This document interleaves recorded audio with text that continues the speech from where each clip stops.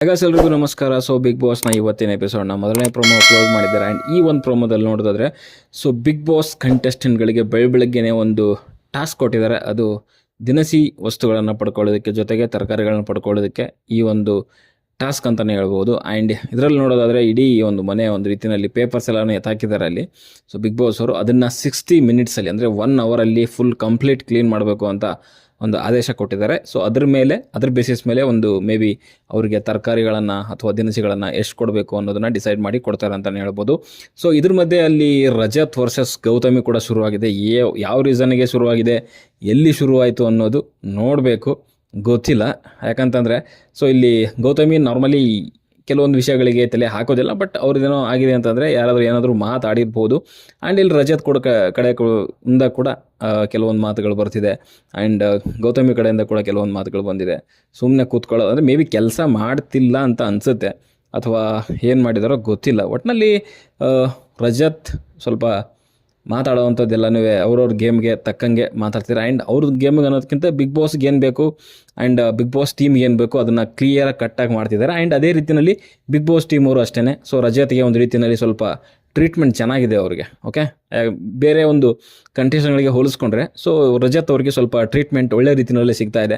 Because of ಅಲ್ಲಿ ಸುದೀಪ್ ಅವ್ರ ಮುಂದೆ ದುರಹಂಕಾರದ ಮಾತುಗಳು ಕೂಡ ಆಡ್ಬೋದು, ಏನು ಬೇಕಾದರೂ ಮಾತಾಡ್ಬೋದು, ಬೇರೆ ಕಂಟೆಸ್ಟೆಂಟ್ಗಳಿಗೆ ಕೂಡ ಮಾತಾಡ್ಬೋದು, ಅದು ಪರ್ಮಿಷನ್ ಇಲ್ಲದೆ ಕೂಡ ಮಾತಾಡ್ಬೋದು. ಬಿಕಾಸ್ ಬೇರೆ ಯಾರಾದರೂ ಮಾತಾಡಿದ್ರೆ, ಮಂಜು ಮಾತಾಡಿದ್ರೆ ಅಥವಾ ಬೇರೆಯವ್ರು ಮಾತಾಡಿದ್ರೆ ಸುದೀಪ್ ಸರ್ ಅಲ್ಲಿ ರೈಸ್ ಆಗ್ತಾರೆ. ಬಟ್ ರಜತ್ ಮಾತಾಡಿದ್ರೆ ಅಲ್ಲಿ ಏನೂ ರೈಸ್ ಆಗೋದಿಲ್ಲ ಅವರು.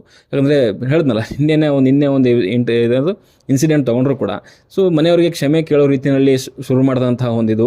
ಸೊ ಅವ್ರಿಗೆ ಒಂದು ರೀತಿಯಲ್ಲಿ ಅದು ಅವಾಜ್ ಹಾಕಿರೋ ರೀತಿಯಲ್ಲೇ ಇತ್ತು. ಸೊ ನಾನು ಯಾರಿಗಾದ್ರೂ ಏನಾದರೂ ಮನಸ್ಸು ನೋಯಿಸಿದ್ರೆ, ಹಾಗೆ ಮಾಡಿದರೆ ಹೀಗೆ ಮಾಡಿದರೆ ಯಾವನಿಗೂ ಸಾರಿ ಕೇಳಲ್ಲ, ಐ ಡೋಂಟ್ ಕೇರ್, ಇನ್ನೂ ಅಗ್ರೆಷನ್ ಇನ್ನೂ ಇರುತ್ತೆ. ನಾನು ಆಟ ಏನಾದ್ರು ಶುರು ಮಾಡಿದ್ರೆ ಎಲ್ಲರೂ ತಾಯ್ತ ಕಟ್ಸ್ಕೊತೀರಾ. ಸೊ ಈ ರೀತಿಯ ಮಾತುಗಳು ಆಡಿದ್ರು ಸುದೀಪ್ ಸರ್ ಸುಮ್ಮನೆ ನಿಂತಿರ್ತಾರೆ. ಸೊ ಅವರಿಗೆ ಹಿಂದೆಯಿಂದ ಕಂಟ್ರೋಲ್ ಆಗ್ತಿದೆ ಅಂತ ನಮಗಂತೂ ಕ್ಲಿಯರಾಗಿ ಗೊತ್ತಾಗ್ತಿದೆ. ಸೊ ಅದೇ ರೀತಿಯಲ್ಲಿ ಇಲ್ಲಿ ಸೊ ಗೌತಮಿ ಅವರು ಕೂಡ ಅಷ್ಟೇ. ಸೊ ಅವರು ಈ ಒಂದು ಲಾಸ್ಟ್ ವಾರದಿಂದ ತಮ್ಮ ಗೇಮ್ನ ಚೇಂಜ್ ಮಾಡ್ಕೊಂಡಿದ್ದಾರೆ. ಆ್ಯಂಡ್ ಮಂಜು ಆ ಒಂದೇನು ಕಂಫರ್ಟ್ ಝೋನ್ ಅಂತ ಏನು ಹೇಳ್ತಿದ್ವಿ, ಸೊ ಅದರಿಂದ ಬಿಟ್ಟು ಆ್ಯಕ್ಚುಲಿ ಹಂಗೆ ನೋಡೋಕೆ ಹೋದರೆ ಮಂಜು ಜೊತೆಗೆ ಅವ್ರೇನು ಬಕೆಟ್ ಹಿಡ್ಕೊಂಡು ಅಥವಾ ಕಾಲು ಹಿಡ್ಕೊಂಡು ಹೋಗಿರಲಿಲ್ಲ ನನ್ನ ಪ್ರಕಾರ. ಇಲ್ಲಿ ರಜತ್ ಹೇಳ್ತಿರುವಂಥದ್ದು ಬೇರೆಯವ್ರಿಗೆ ಕಾಲು ಹಿಡ್ಕೊಂಡು ಬಕೆಟ್ ಹಿಡ್ಕೊಂಡು ಅನ್ನೋ ರೀತಿಯಲ್ಲಿ. ನನ್ನ ಪ್ರಕಾರ ಆ ರೀತಿಯಲ್ಲಿ ಗೌತಮಿ ಅವರು ಇರಲೇ ಇಲ್ಲ. ಓಕೆ, ಸೊ ಅಲ್ಲೇನು ಟಾಸ್ಕ್ ಅಂತ ಬಂದಾಗ ಒಳ್ಳೆ ಪರ್ಫಾರ್ಮ್ ಮಾಡಿದ್ದಾರೆ. ಆ್ಯಂಡ್ ಮಾತಾಡಬೇಕು ಅಂತಂದಾಗ ಕ್ಲಿಯರ್ ಕಟ್ಟಾಗಿ ಮಾತಾಡಿದ್ದಾರೆ.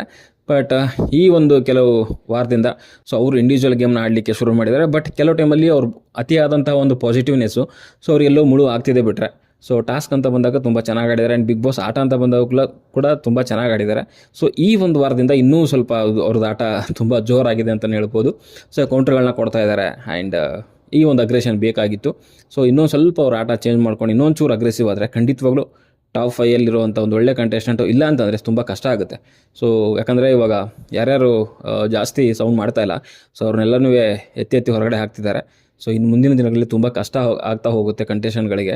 ಸೊ ಈ ರೀತಿಯಲ್ಲಿ ಏನಾದರೂ ಒಂದು ಸೌಂಡ್ ಮಾಡಲೇಬೇಕು. ಆ್ಯಂಡ್ ಒಳ್ಳೆಯ ಒಂದು ಕಂಟೆಸ್ಟೆಂಟ್ ಮೇಲೆ ಒಂದು ಅಂದರೆ ಚೆನ್ನಾಗಿ ಆಡ್ತಿರೋರ ಮೇಲೆ ಅವರು ಓವರ್ಟೇಕ್ ಮಾಡಲೇಬೇಕಾಗುತ್ತೆ, ಡಾಮಿನೇಟ್ ಮಾಡಲೇಬೇಕಾಗುತ್ತೆ. ಇಲ್ಲ ಅಂತಂದರೆ ತುಂಬ ಕಷ್ಟ ಇದೆ ಅಂತ ಹೇಳಲಿಕ್ಕೆ ಇಷ್ಟಪಡ್ತೀನಿ.